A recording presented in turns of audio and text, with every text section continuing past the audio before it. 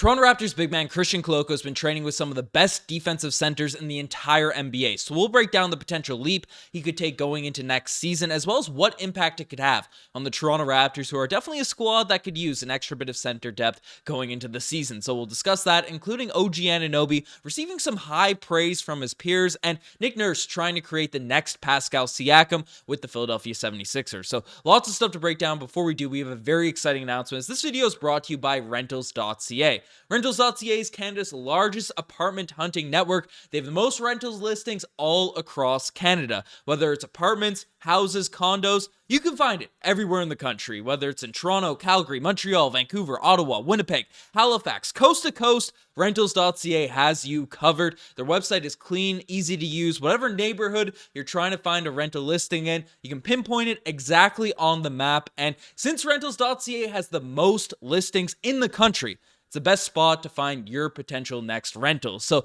definitely check out Rentals.ca. The link is in the description as well as the pinned comment of this video. You've probably seen their signs in your city, the big blue signs on the billboards as well as the houses in your neighborhood. So definitely check them out. They're big fans of the Toronto Raptors. They're friends of the channel. So mean the world to us for you guys to check out that link and book your next rental through Rentals.ca. It's the best spot for you and it supports the channel. So shout out to you guys, but let's dive into the news because we have some exciting stuff to talk about. The first thing we're talking about is Christain Koloko training with Capela as well as Jaren Jackson Jr. Now, Christain Koloko is an interesting sort of player. He's a little bit of an older rookie that we drafted last season, the early second round, and showed flashes of brilliance, especially on the defensive end for the Raptors last year. And now, going into next year, second-year players, first-year players, especially as big men coming in that are more athletic, sort of not super polished on the offensive end, they generally take a year or two to develop. But Christain Koloko needs to show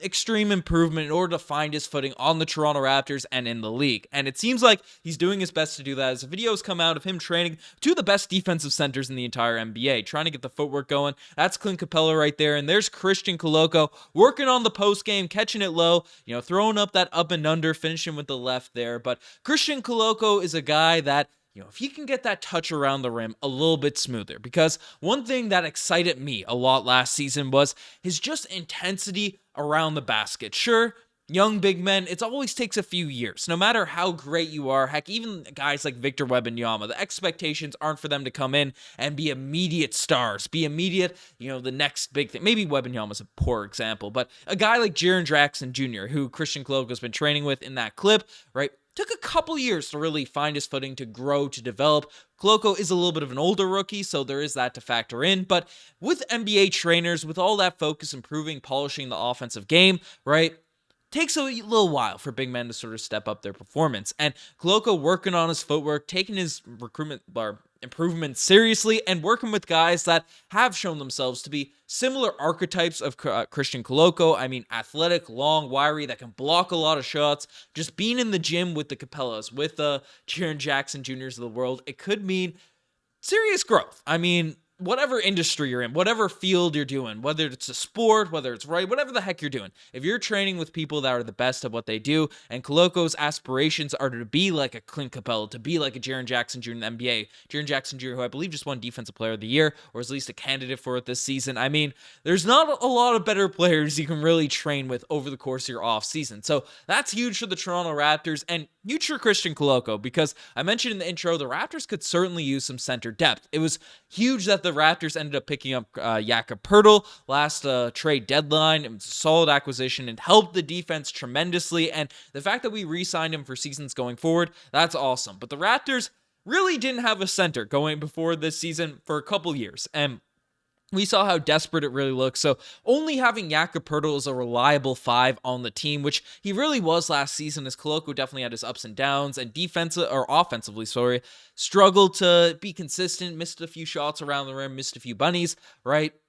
It was tough to just have that one center out there on the court. We can run small ball, all that type of stuff, but the Raptors lineups are much better, especially defensively, with a big center in the lineup, whether it's Poeltl, who's exceptional positionally on the defensive end, but Koloko as well. And in fact, when you look at lineups that played over 50 minutes together over the course of last offseason, according to NBA.com, basically a lineup with Christain Koloko involving Fred VanVleet, OG Anunoby, Gary Trent Jr., and Scotty Barnes, along with Koloko, had the best defensive rating, and he's in there with a few of these types of lineups. So it's nice to see Koloko, obviously advanced stats and stuff. You can manipulate him whatever way you want, but, nice to see him in these lineup data just to validate the eye test because he blocks a lot of shots. I mean, he can come out here and you look at his stats for this past season. Again, not a lot of minutes per game, but, Koloko came out 3 points, 3 rebounds, but 1 block a night. Only 3 points, but 1 block per game. If his minutes were to increase a little bit subtly going into next year, defensively, we'll be able to see him block a lot more shots. Positionally, just have a big impact there around the rim. And we've seen guys like he's training with, Clint Capela.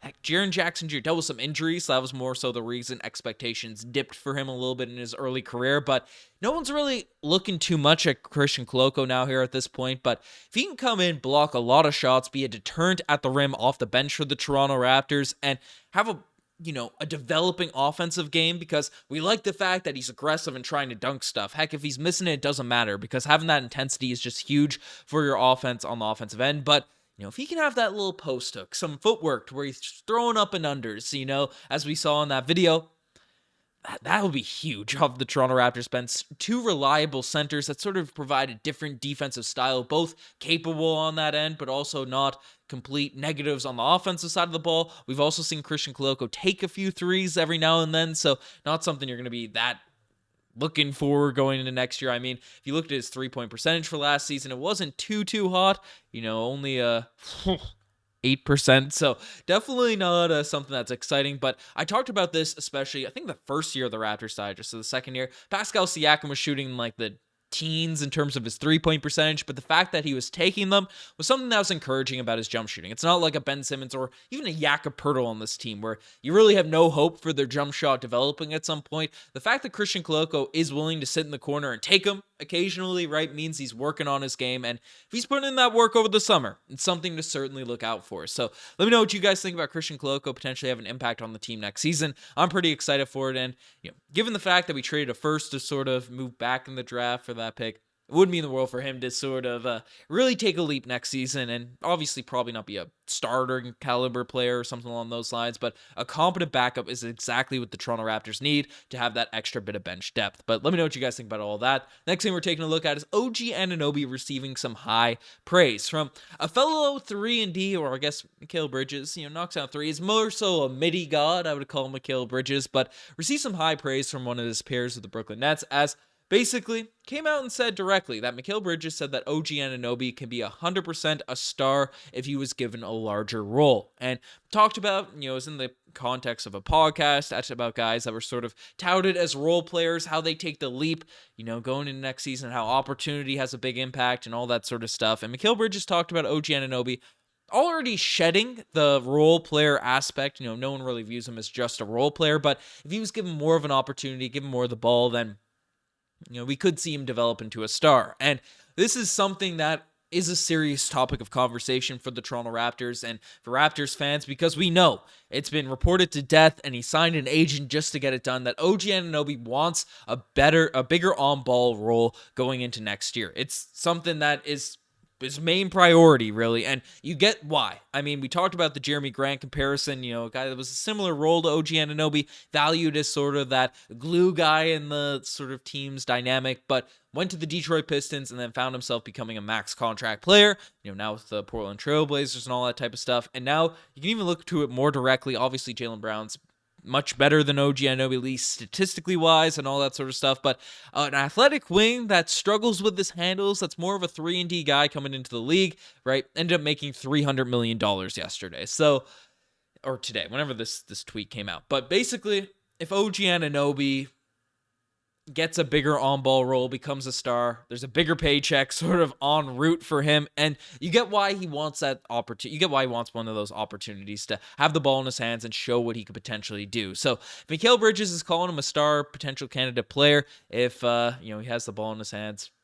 The Raptors will probably have to give it to him, and then you have big decisions to make, whether you keep Pascal, you want to keep the ball in Scotty Barnes' hands more, whatever the heck you want to end up doing. So let me know what you guys think about the potential of OG Anunoby having more of an on-ball role next season. Without Fred VanVleet, there will certainly be more touches, but do you think he could blossom into a star with the team? Let me know. But the next thing we're taking a look at is Nick Nurse trying to create the next Pascal Siakam down there in Philadelphia. And this is pretty interesting because a guy that the Sixers ended up bringing back due to a little, I don't even know what to call it, competitiveness, some spite from Danny Ainge, who's not with the Boston Celtics anymore, but with the Utah Jazz, signed a B-ball Paul Reed to a contract that basically forces the Philadelphia 76ers to commit to him long-term and develop his game, even though he's had an up-and-down sort of career with the Philadelphia 76ers off the bench. But basically, Nick Nurse, or Paul Reed said regarding Nick Nurse, said he talked about modeling me into a Pascal Siakam type player,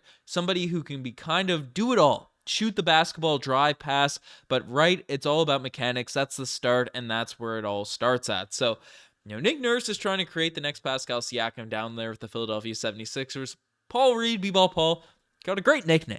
That's one thing I'll say, but I don't know if there's a real potential he develops into a Pascal Siakam-esque player, but Nick Nurse wasn't known for his developing young guys with the Toronto Raptors. Is going to try to switch his gear, switch his tune with the Philadelphia 76ers, so keep an eye out for B-Ball Paul becoming the next NBA champion, all-NBA, all-star caliber guy. So, we'll see if that ends up happening down there. And the last one, a little bit of a sad note, not really Toronto Raptors related, just want to wish the best to Bronny James. For people that didn't see, LeBron James, kid, signed or committed to USC. He's going to play D1 college ball this year. Doesn't seem likely now at this point, as basically they issued a statement that yesterday while practicing, Bronny James suffered a cardiac arrest.